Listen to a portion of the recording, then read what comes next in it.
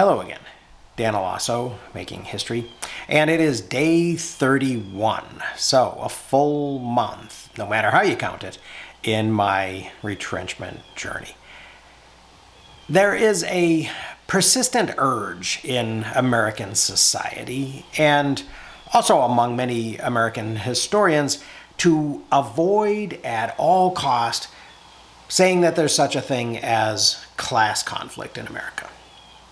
Yeah, sure, class conflict may have existed in other places, at other times, maybe even still does. But America, this is the land of we the people.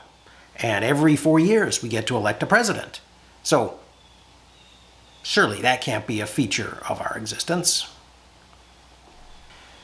Of course, wherever there are people in the mainstream making claims like that, there are always folks on the fringes who seem to feel compelled to poke at those master narratives, whatever they might be. And for whatever reason, I'm one of those people.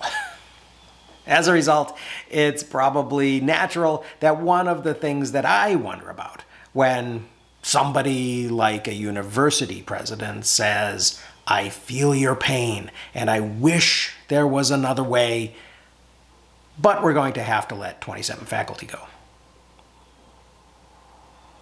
My immediate thoughts are kind of along the lines of, did you really try all the alternatives before you decided on this one?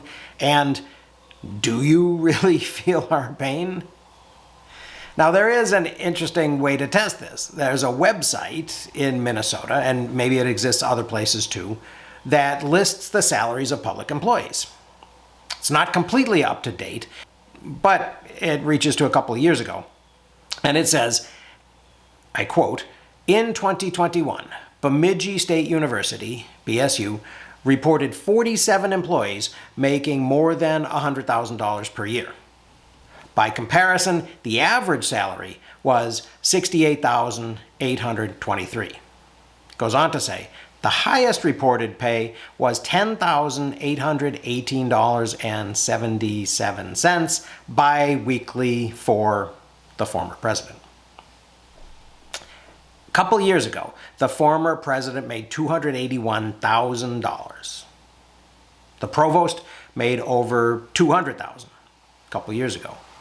The VP of Finance and Administration, the one who made that $2.5 million mistake with the budget that got us in all this trouble, made over $190,000. The other members of the administrative leadership team made between $140,000, that's the average for administrative levels 8, 9, and 10, and $110,000, that's the average for administrative levels 6 and 7. That means that the president and 9 people in his cabinet probably pulled down $1.456 million a year. I'm guessing because, like the president, several of these people were not employed by the state in 2021 in their positions that they are in now at BSU, and thus are not listed on the website.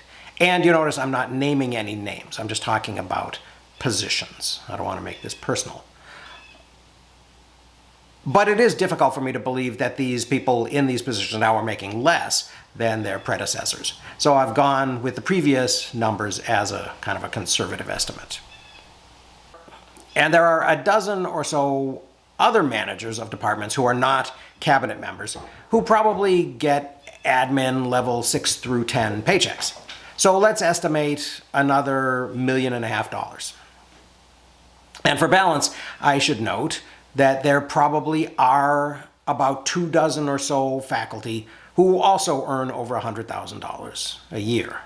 Most of these folks have been at BSU for between 15 and 40 years. There are actually faculty people who have been at BSU for 40 years.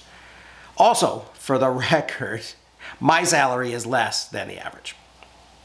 Although I'm also sure there are a lot of people, instructors, adjunct instructors, staff, getting less than me, and probably under even more uncertain employment conditions as far as job security goes. I don't claim to feel their pain. My wife works too, and we're doing okay.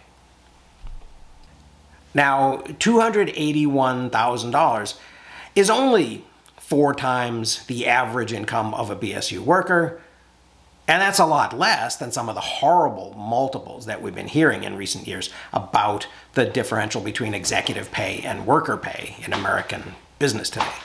So maybe we shouldn't be concerned. But still, I wonder whether a group of people who honestly earn more than you can easily spend in Bemidji, when these people get together in a third-floor conference room overlooking the campus, are they really able to see what's going on the ground? Both on the ground on campus and in the community beyond it? Now, I've said a couple times before that management ought to consider taking a pay cut until things turn around. Now, of course, no one's paid any attention to that. No one takes that at all seriously. But not only would it show solidarity, but a 10% pay cut on $3 million in management salaries would save a couple of faculty jobs. The administration is so interested in getting closer to regional businesses and emulating their cultures and practices. So they should probably consider that in a lot of businesses, executive pay is tied to performance. Maybe management should actually share our pain rather than just claiming to vicariously feel it.